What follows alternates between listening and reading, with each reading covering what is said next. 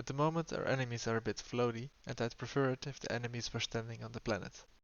Right now our enemies are of the type Area 3D, which works great for the collision, but doesn't have any physics interaction. So let's make our enemy extend RigidBody. The RigidBody is moved by 3D physics simulation by forces like gravity.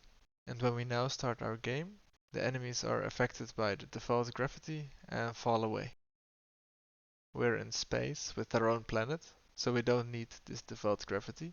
So let's open the project settings and set the speed and direction to 0. For now, our enemies are floaty again.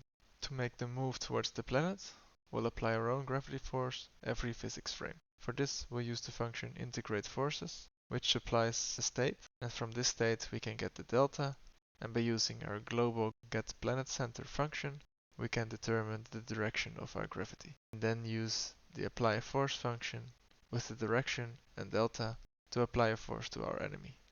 This causes the enemies to move towards the planet, but they're quite slow, so let's multiply it by a factor of 10 and watch again. We then see the enemies fall at a better speed, but they fall straight through the planet. The planet is already of the type static body, so it doesn't react to forces and should stop rigid bodies from moving through it, but we haven't added a collision shape yet. Let's copy our collision shape variable from enemy, create an add function, and in it call our create function. Our planet surface has a unique shape and we want our collision shape to match it. To get that, we can reference our surface mesh and call create tri-mesh shape on it. This creates the shape that we want, and then we can add it as a child. In the ready function, we'll set the collision layer to terrain and give the planet the ability to detect enemies. Let's not forget to add the collision shape from init and give the enemy the ability to detect the terrain. When the enemies collide with the planet now, they no longer go through it. Now the splatter goes through the enemy without deleting it.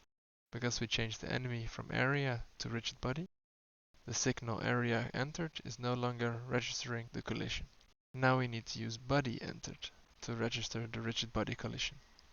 Now we can shoot as many splatters as we want, as fast as we want, without them deleting each other, while the enemies fall to the planet and get deleted once they get hit.